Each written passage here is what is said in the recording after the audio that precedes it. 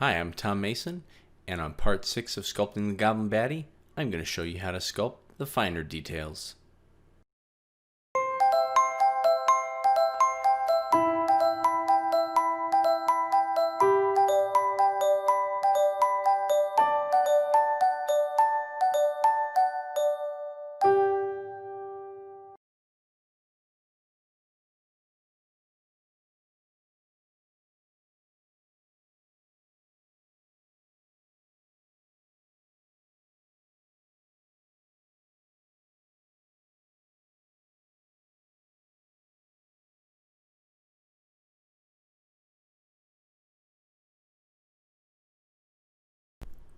Hello and welcome to another episode of the Mini Sculpting Super Show.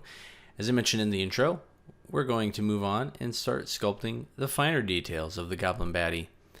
Now in this initial part that we're going to be continuing on, I'm sculpting with Fimo Professional Poly Clay.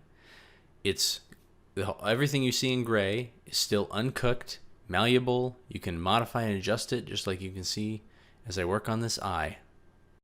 Now, in most cases while I'm sculpting, I like to do as much as possible with Fimo, but this particular character had a lot of larger features, and whenever that happens, it can start to get a little bit tough to work on the figure entirely in the polyclay because things get soft. It's very easy to mush and move around elements. So in this part, I really only finished up the eyes, added some teeth, and then did his tongue.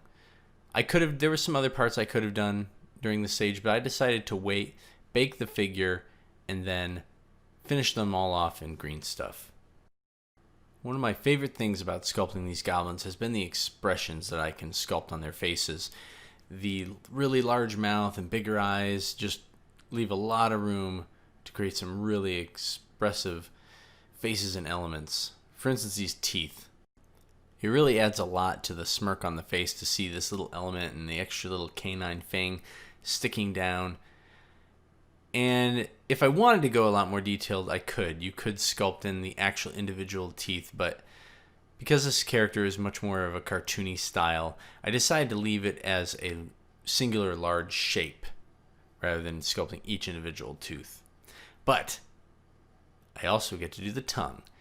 And this is really fun. For this element, you just take a nice little ball kind of shape, cut it a little thinner in the back, let the rounded part in the front, smooth it out, and just have it hanging on out. Sculpting the tongue was the last detail I chose to do while the figure was still unbaked and wet, malleable polyclay. I did that because if I needed to adjust the mouth a little more to make some more room, I would be able to do that. But this character has a couple larger, again, I mentioned he has some larger elements, specifically things like the ears and his large belly that can just be a little bit challenging to have as Fimo. So I went ahead and put on just a little bit, kind of a little token nub for his ears in order to give an anchor point for me to build the ears on. But then I went ahead and set the figure aside, let it bake in the oven for an hour. I've got a video on that, tell you exactly how long you should bake in your Fimo polyclay. And then I picked up the figure here now, as you can see, and I've been sculpting with green stuff. I should add I mix in a little Aves epoxy sculpt with my green stuff as well. I just prefer the way it feels and interacts better. Now here I'm trying to stick on a detail. You see I'm trying to put on that little rivet or armor decoration, but it didn't work. So what you see me doing here now is I'm scratching the surface of the Fimo with my scalpel. Now green stuff is very sticky and it can usually stick to anything, but sometimes with Fimo it can be, especially if you smooth it really well, it can be a little hard to get it to take to the surface. So if you score it up, rough it up just a little bit, that will allow you to stick the putty on there and have it stay a lot better. As I've said before, it's always good to put as many details on the figure as you can when it's still wet Fimo, unbaked Fimo, because you just have the ability to manipulate. But what you'll probably notice here is I'm starting to add details on things that kind of you want to be more stable. So I'm putting this strap around his meat club. You know, this is an element that was partially done already in green stuff, but is up against the belt. So now all of those elements are firm and stable, and I'm building up over it. I'm not trying to cut in or move around the pieces that I've already sculpted. And here's a detail that comes and goes so fast you might almost miss it. That was a mechanical pencil, and it's one of my favorite things to use to make little rivets or buttons. Now in this case, I put it on the strap. I wanted it to be indented, so I ended up using that while everything was still wet, before any of the putty was cured. And all you do there is you lubricate the inside. First you set the depth of the pencil lead in the little guide so that it's not super deep, and then you add some lubricant into it, and then you just stab off a little bit of putty off of your thumb blob there, and then tack it on to the strap. Alternatively, you could just stab right into the strap with the pencil, but sometimes the rivet doesn't appear quite as raised up. Alright, I've started on another detail that, while could have been done in Fimo, it's just another example of something that's a little bit easier to do in putty.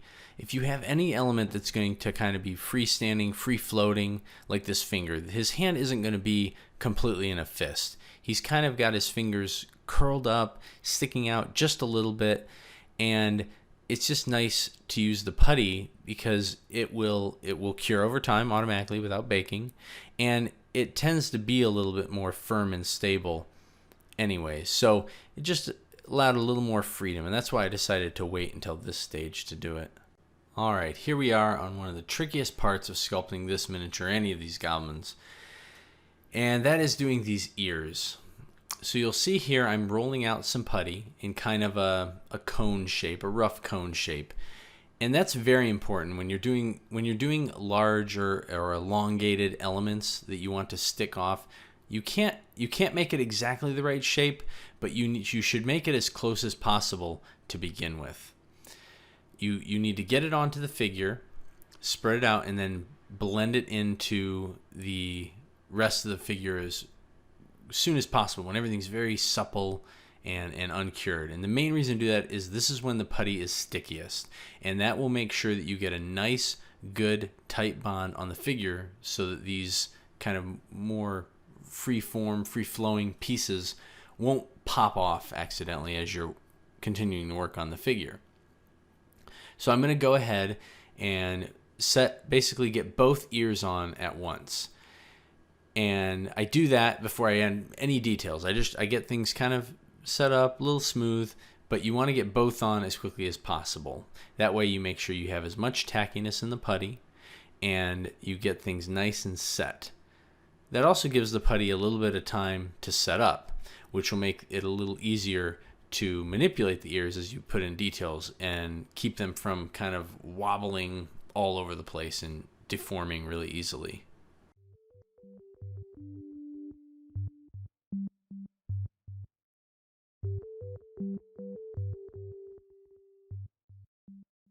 Now I know I said it's good to wait, but I always hated waiting for putty to set up more, so I usually end up diving in and noodling it just as soon as I can, and maybe you're waiting a few minutes, but it's usually good to let it sit for just a couple minutes just to let things rest and set up, kind of take hold of their new shape. But when you're first roughing this out, you're trying to get the main large shape just like in the other videos, but now we're using putty. And you'll see I'm kind of going back and forth. I'm using my clay shaper a lot. Sometimes I'm using my finger. Sometimes you need to hit an element from two sides. So here I'm using the clay shaper and my finger, or sometimes I'll use just my finger and pinch it. And you just kind of slowly go back and forth until you get it to the right shape and size you need, while, cutting in those little details. Believe it or not, we're getting close to the end of the finer details of this little goblin. So here I'm putting on the last piece. This is his crown.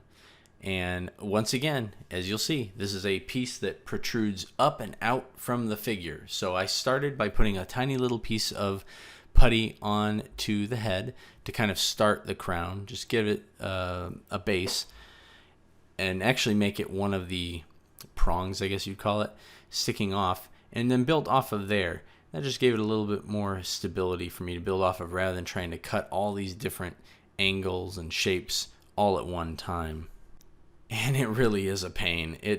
There's always so much back and forth with this, especially when you're trying to get something that has a nice, smooth, angular, hard shape.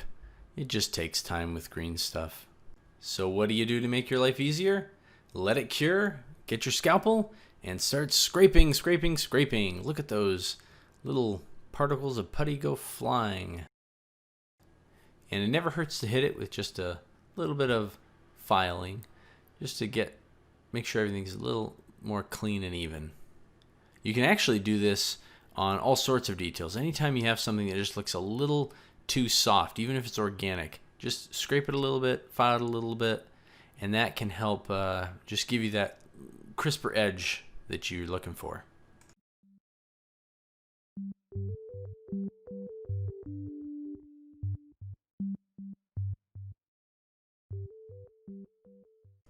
And this brings us to our last little detail, the tiny piece of tape on the paper crown.